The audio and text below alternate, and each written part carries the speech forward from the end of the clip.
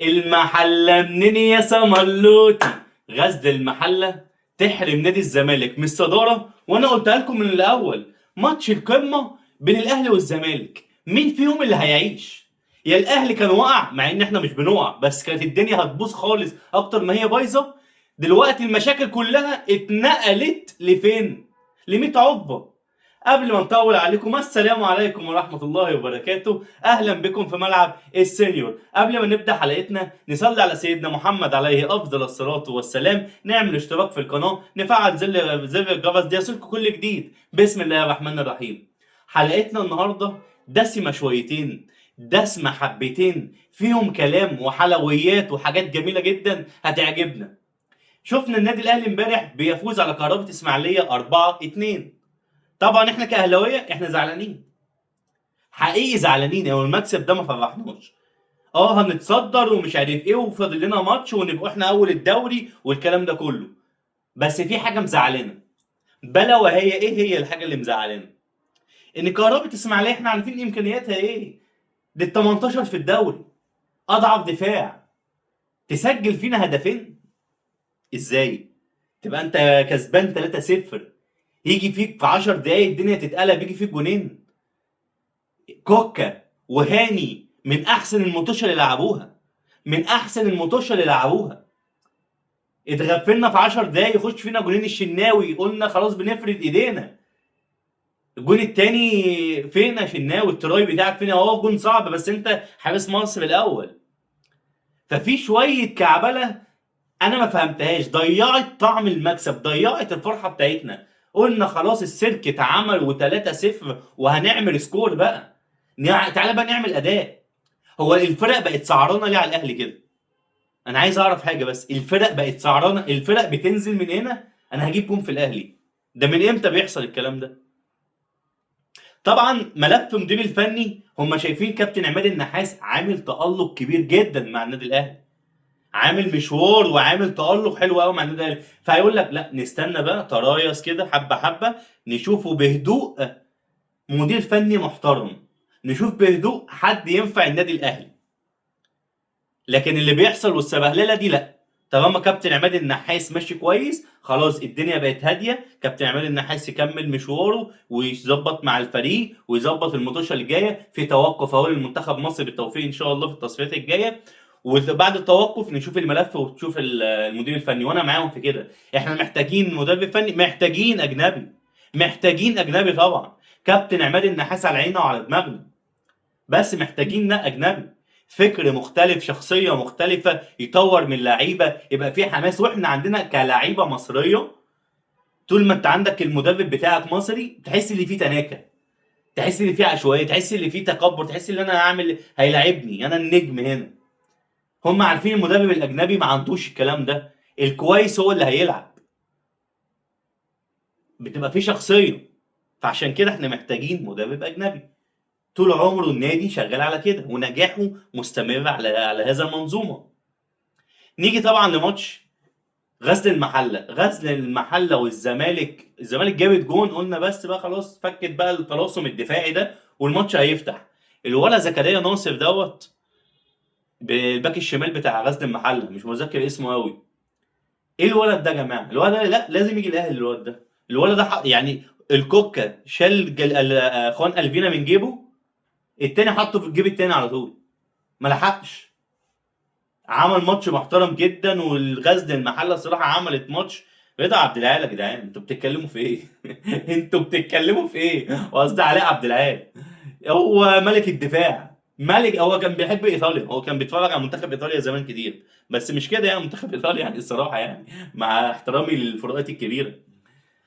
فطبعا عملت ماتش جامد جدا. الجون الصراحه من غلطه هم استفادوا بيها، هوب هجمه مرتده على طول جابوا الجون التعادل. انا قلت بس هو طالما المحله جابت التعادل شكرا، شكرا. طبعا يقول لك ما انتوا كنتوا متعادلين معايا، ما انتوا ما عرفتوش تكسبوها يا باشا، كنت انت متصدر. دلوقتي انا خلاص انا اللي بقيت متصدر. دلوقتي بقى تشيل بقى فكره انا متصدر ما تكلمنيش. ايه ده انا صوتي مش واصل لك تحت، انا صوتي مش عارف ايه تحت. لا يا باشا ارفع بقى بصك لفوق الايام الجايه، عشان على طول هتبص لي فوق. يعني الايام الجايه اعمل حسابك ان انت رقبتك توجعك شويتين من كتر البص لفوق. لان خلاص المنافسه هتبقى مع بيراميدز، عنده ماتشة متاجله وكسبها، هيبقى الصراع بيني وبينه، وانت خليك في الكونفدراليه زي ما انت في المركز الثالث. شفنا ماتش الصراحه بتاع الاهلي، طبعا احنا شفنا زيزو بقى لما رجع عمل واحد اسيست لياسين مرعي، فكرنا كده بمعلول وعبد المنعم كده. ملك الاسيستات جه خلاص زيزو الصراحه، يعني في العرضيات مهم جدا جدا، عمل واحده اسيست محترمه. هاني عمل ماتش جميل جدا. تخيلوا هاني، لا هاني انا شايفه اتطور عن نفسه كتير جدا بقاله كام ماتش، اذا كان مع المنتخب ولا مع الاهلي. في حته هجوميه، في رفعات، في بص، في بيبص الاول للعيبه، عمل واحده الصراحه اسيست هاني وبقى بيضغط من قدام. وكوكا الصراحه يعني باك شمال، ايه اللي جابك ال 18 في الحته القريبه دي؟ دي برضو اجتهاد منه، اجتهاد من كوكا جدا، اللي هو يحط الجون الاول للنادي الاهلي، وهوبا مره واحده زيزو يعمل عرضيه ولا اروع عشان ياسين مرعي يسجلها. دي حاجه كويسه جدا. الجون الثالث برضو ملك الاسيستات المعلم زيزو، يعمل واحده لشريف عشان شريف يسجل ويفتتح، ويا رب يهديك يا محمد يا شريف، وترجع تاني بقى لمستواك بقى شريف المخيف، عايزينك ترجع تاني بقى وتهدف. طبعا اخدنا طبعا حبه قيلوله، هوبا كهربة اسماعيليه جابت الاول والتاني، قلنا في ايه ده، الريمونتادا جايه ولا ايه؟ ايه العبط اللي بيحصل ده؟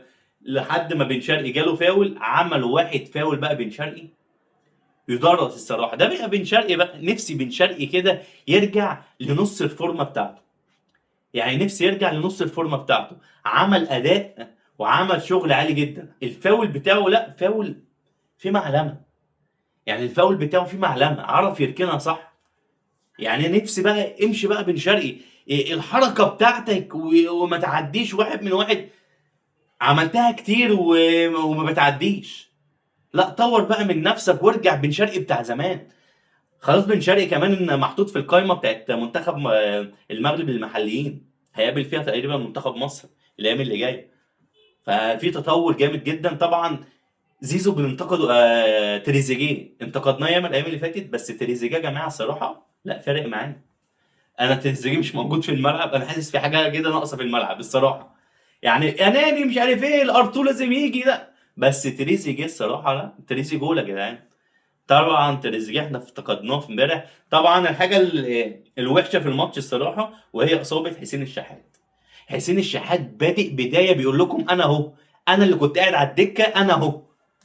الصراحه نازل ومتالق ولمسات ورايح وبتاع واندفاع وجري، وهو طبعا اللي كان عامل الباص لمحمد هاني في الجون الاولاني. هوبا الفاول، اكن اللعيبه كلها بصيت له على الفاول، احنا عايزين نلعب الفاول ده، سابوه يلعبها. عينيهم يا عيني جت في الفاول بتاع حسين الشحات، لعب الفاول من هنا، هوبا جات له الشده الخلفيه من هنا. فربنا يشفيك يا حسين ان شاء الله، وترجع بقى ان شاء الله بسرعه بسرعه، الاصابه بتاعتك ما تطولش، وربنا يكرمنا بقى بمدرب اجنبي يعني يكون كويس، نعرف نستفاد منه الايام اللي جايه عشان خاطر ما نطولش اكتر من كده. و...